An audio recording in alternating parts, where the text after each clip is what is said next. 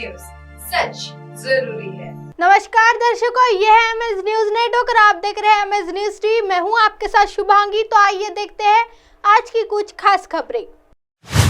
CBI की छापेमारी से खफा ममता फिर से केंद्र पर बरसी। उड़ीसा ट्रेन हादसे की सच्चाई छिपाने की कोशिश कर रही है मोदी सरकार।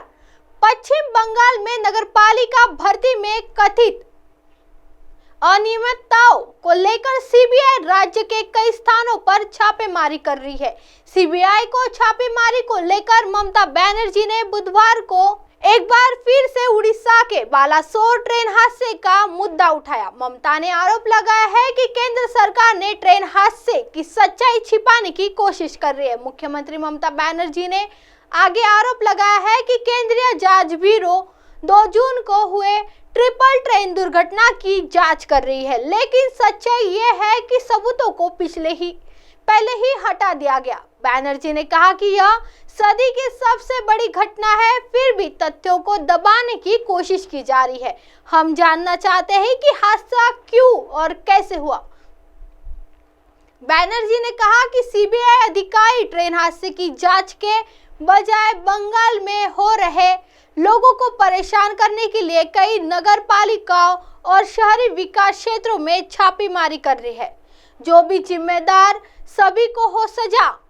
ममता बनर्जी ने कहा कि वे सभी जो दुर्घटना के लिए जिम्मेदार है, मैं चाहती हूँ कि उन सभी को सजा होनी चाहिए। बनर्जी पश्चिम बंगाल सरकार द्वारा नेताजी इंडोर स्टेडियम में बोल रही थी। यहाँ बनर्जी ने उड़ीसा के बालासोर जिले में हुई दुर्घटना के बारे में घायल हुए राज्य के लोगों के परिजनों को चेक और नियुक्ति पत्र दे दिए। इस दौरान ममता ने केंद्र की बीजेपी सरकार पर जमकर अपनी भड़ास निकाली। आइए बढ़ते हैं अगली खबर की तरफ। गौतम बुद्ध नगर बनेगा वेयर हाउस और लॉजिस्टिक हब। उत्तर प्रदेश में योगी सरकार GIS 23 में आए 35 लाख करोड़ के निवेश प्रस्ताव को धरातल पर उतारने में जुटी हुई है। योगी सरकार को लॉजिस्टिक और वेयरहाउसिंग के क्षेत्र में भी निवेश के कई प्रस्ताव प्राप्त हुए हैं। मुख्यमंत्री योगी आदित्यनाथ ने भी कई अवसरों पर प्रदेश में लॉजिस्टिक और वेयरहाउसिंग यूनिट की वकालत कर चुके हैं। इसी कड़ी में बुधवार को इस पॉलिसी के अलग अलग पहलू पर चर्चा करने के लिए UP warehousing and logistics summit 2023 का आयोजन किया गया।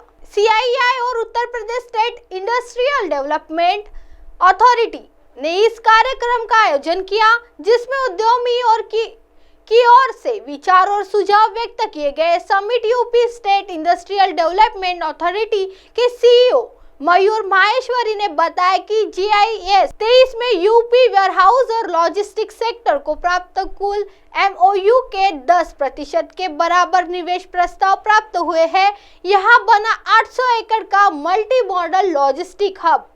मयूर माहेश्वरी ने कहा कि यूपी में एक्सप्रेस वे के आसपास के क्षेत्र को वेयरहाउस और लॉजिस्टिक हब के रूप में विकसित किया जाएगा। गौतम बुद्ध नगर के दादरी क्षेत्र में 800 एकड़ का मल्टी मॉडल लॉजिस्टिक हब बनाया गया है, जिसमें जल, भूमि और वायु तीनों संचार माध्यम शामिल है। निवेश मित्र पोर्टल पर वेयरहाउस और लॉजिस्टिक क्षेत्र के लिए विंडो क्लियरेंस प्रणाली उपलब्ध है।